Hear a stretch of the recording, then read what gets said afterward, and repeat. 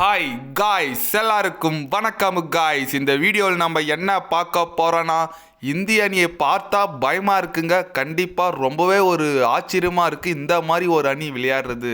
இந்த வாட்டி champion trophy கண்டிப்பாக பாகிஸ்தான் அடிக்காதுங்க, இந்திய அணி தான் அடிக்கும் அப்படின்னு சொல்லிட்டு இங்கிலாந்து எதிரான வெற்றி குறித்து பேசியிருக்காருங்க. முன்னாள் பாகிஸ்தான் அதிரடி வீரர், நட்சத்திர வீரர், கேப்டன் நிறைய சொல்லிகிட்டே போகலாங்க. அஃப்ரிடி பார்த்தீங்கன்னா இந்திய அணிக்கு ஆதரவாக பேசியிருக்காரு. அவர் என்ன பேசினார், ஏது பேசினார் சொல்லிட்டு வீடியோவில் டீட்டெயில்டாக பார்க்கலாம். அதுக்கு முன்னே நீங்கள் நம்ம சேனலுக்கு புதுசாக வந்திருந்தீங்கன்னா ஒரே ஒரு சப்ஸ்கிரைப் மட்டும் பண்ணிவிட்டு வாங்க, வீடியோக்குள்ளே போகலாம். ஆமாங்க, இந்தியா வர்சஸ் இங்கிலாந்து பார்த்தீங்கன்னா இப்போ தாங்க 3 ஓடி நடந்து முடிஞ்சிச்சு. 3-0ன்னு சொல்லிட்டு தொடரை இந்திய அணி வெற்றி பெற்றாங்க. அது குறித்து என்ன சொன்னாருன்னு கேட்டிங்கன்னா, கண்டிப்பாக இந்திய அணி ரொம்ப ஆபத்தான அணியாக இருக்காங்க, இந்த மாதிரி விளையாடுவாங்கன்னு சொல்லிட்டு நான் கொஞ்சம் கூட எதிர்பார்க்கல.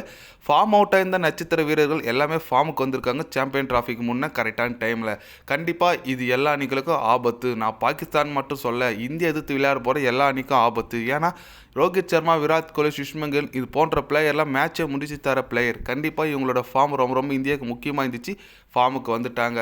என்னை பொறுத்த வரைக்கும் கேட்டிங்கன்னா, இந்த சாம்பியன் டிராஃபி இந்திய அணி வெல்றதுக்கு நிறைய வாய்ப்பு இருக்குது பாகிஸ்தானை விட அப்படின்னு சொல்லிட்டு அஃப்ரிடி, முன்னாள் பாகிஸ்தான் வீரரே நமக்கு சப்போர்ட் பண்ணி பேசியிருக்காரு. பாகிஸ்தானுக்கு சப்போர்ட் பண்ணலை. ஏன்னு கேட்டிங்கன்னா, பாகிஸ்தான் இப்போ ஒரு சொதப்பலான கிரிக்கெட் தான் விளையாடுறாங்கன்னு சொல்லாங்க. அவங்க நாட்டில் ட்ரை சீரிஸ் விளையாடுறாங்க. நியூசிலாந்து அணிக்கு ஆப்போசிட்டாகவே தோற்றுருக்காங்க. அதனால் சாம்பியன் டிராஃபி போகிறதுக்கு முன்னே இந்த மாதிரி ஒரு மோசமான தோல்வி அடைஞ்சிருக்குது. அவருக்கு பர்சனலாக கஷ்டமாக இருந்தாலும் இந்திய அணி செமையாக வின் பண்ணியிருக்காங்கன்னே சொல்லாங்க. இங்கிலாந்து அணிக்கு ஆப்போசிட்டாக 3-0ன்னு சொல்லிட்டு அது 3மே எதுவும் குரூஷியலாக கிட்ட வந்து எதுவுமே ஜெயிக்கல, எல்லாமே ஒன் சைடாக ஜெயிச்சிருக்காங்க இந்திய அணி. அதில் தான் தெரியுது இந்திய அணியோட குவாலிட்டி. நீங்கள் சொல்லலாம் இங்கிலாந்து தானே, இங்கிலாந்து ஒரு நல்ல டீமுங்க, நல்ல குவாலிட்டி பேட்ஸ்மேன், குவாலிட்டி பவுலர்ஸ் வச்சுட்டு இருக்காங்க. இருந்தாலும் இந்தியா கிட்ட அவங்க பருப்பு வேகலைன்னு தான் சொல்ல முடியும். இந்திய அணி செமையான ஒரு ஆல்ரவுண்டிங் பெர்ஃபார்மன்ஸ். ஏன்னா நீங்கள் எடுத்துக்கோங்க, டீமில் எவ்வளோ ஆல்ரவுண்டர்ஸ் இருக்காரு பாருங்களேன். நம்ம ஹர்திக் பாண்டியா இருக்கட்டும், ரவீந்திர ஜடேஜா, அக்சர் பட்டேல், அப்புறம் நம்ம வாஷிங்டன் சுந்தர்.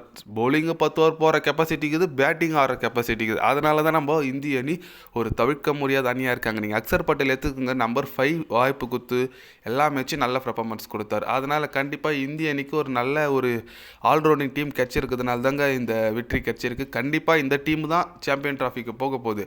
இந்திய அணி கோப்பையை கட்டாயம் வெல்லும் நான் நம்புறேங்க. ஏன்னா எனக்கு இந்தியா மேலே பர்சனலாக நம்பிக்கை இருக்குது. ஒரே ஒரு வருத்தம் என்னன்னு கேட்டிங்கன்னா, பும்ரா இன்ஜுரியிலேருந்து இன்னும் மீண்டு வரல.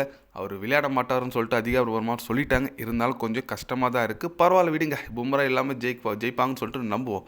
நீங்கள் சொல்லுங்கள், இங்கிலாந்து எதிராக இந்திய அணி வெற்றி பெற்றிருக்காங்க, அது குறித்தும் சாம்பியன் டிராஃபியை இந்திய அணி வெற்றி பெறுமா பெறாதா, அவங்களோட கருத்துக்கள் என்னன்னு சொல்லிட்டு மறக்காமல் கமெண்டில் சொல்லுங்கள். இது போன்ற ஸ்போர்ட்ஸ் நியூஸாக தெரிஞ்சுக்கணுன்னா சேனலை சப்ஸ்கிரைப் லைக் ஒன்று பண்ணிக்கோங்க. கண்டிப்பாக கிரிக்கெட் பற்றி day by day channel update வரும். மறக்காமல் சப்ஸ்கிரைப் மட்டும் கொஞ்சம் பண்ணி வச்சுக்கோங்க. நன்றி, வணக்கம்.